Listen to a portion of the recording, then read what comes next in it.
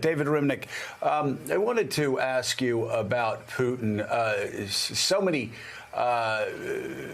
many psychiatrists have been trying to get into this guy's mind, and they've been talking about. It reminds me of what people were saying about Dick Cheney. Oh, this wasn't the Dick Cheney before the heart attack. They're going, oh, this wasn't the Putin before COVID. He's changed radically since COVID. I've been reading Dr. Brzezinski's writings from the height of the Cold War to try to get a little insight. And I must say, everything that Dr. Brzezinski wrote about Brezhnev and the Soviets in 1983, you could overlay it perfectly on Vladimir Putin in 2022, that he is a leader, and it is a country that is fueled by resentment, by just a constant need for expansionism, and the insecurity that comes along with making new enemies because of your expansionism. What are your thoughts? I don't know about Brezhnev, and I don't know about the country. I think I'd want to focus more on Putin himself. And if anybody is waiting for a moral awakening from Vladimir Vladimirovich Putin, they're deluded.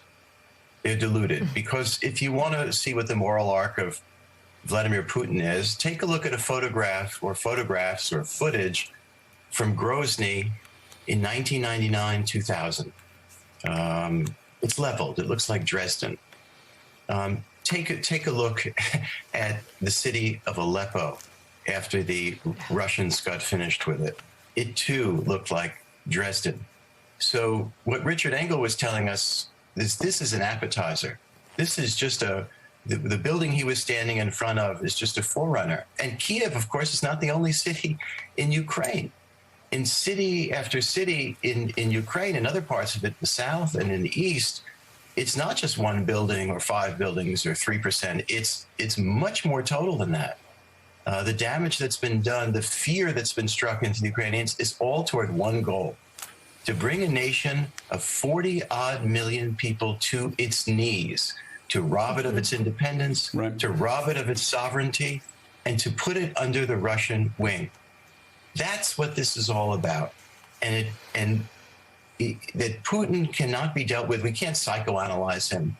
We have to hope that the pressure that's being put on him, which is immense economically and politically, and that pressures within him, on him within the country, particularly in the security apparatuses, start to exert an influence that makes him decide that either this is a horrible catastrophe and he has to get out of it, or he's overthrown. That's it. Now, David, let me push you a little bit here, because you do know about Russia. Mm-hmm. You know as much about Russia as anybody. You know about Russian history. And I guess what I'm trying to say to our viewers is, people are acting as if Vladimir Putin is a one-off, when in fact Stalin, the man that he admired, killed 3 to 4 million Ukrainians back in the 1930s. That's absolutely Russia true. has a That's absolutely true, but on the other hand, Russia has a long history of behaving this way. This is how Russians act. So when people are looking at Putin as a one-off and saying, oh, we need to understand what's going on in this man's mind, all I'm saying is you can look back through Russian history, and there are many people that have studied the Soviet Union and Russia that say this has been going on for 300 years. Mm-hmm.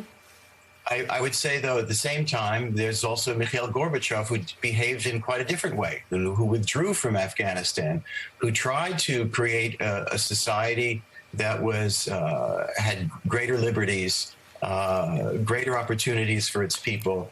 That's part of the tragic picture here, is that Gorbachev and that kind of politics is viewed by somebody like Putin and his cronies in the KGB and beyond as deluded and weak and somehow a disaster for the country. So you're right. There are examples in the past of totalitarianism and autocracy for centuries in Russia, but I don't think that's baked into the cake forever and ever for Russia.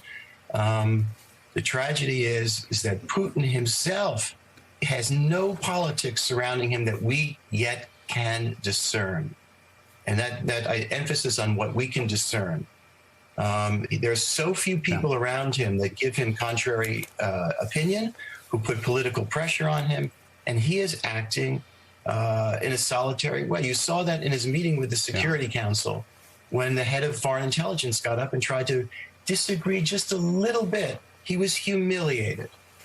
And we have to hope that the people around him start doing, not just put pressure on him, but act more forcefully. Well, it is a tragedy because of where Gorbachev tried to take the Soviet Union, Mika, and then, of course, later Russia. But unfortunately, it's been Gorbachev who's been the one-off in this experience with Russia lately. But how to close in on Putin, who, Katty Kay, maybe you can take it to the Admiral, but as Russia gets closer and closer to the line on every level, whether it be chemical weapons or going after civilians or creeping closer to NATO territory, bombing a military base that's 15 miles from Poland, when you hear world leaders, U.S. President Biden saying we will protect every inch of NATO territory. They appear to be pushing the line on every level that they can, even potentially going to China for support. There are so many issues happening at the same time. Hey, thanks so much for watching our YouTube channel. You can follow up on today's top stories and breaking news, or catch up on your favorite MSNBC shows all in one place. Download the NBC News app today.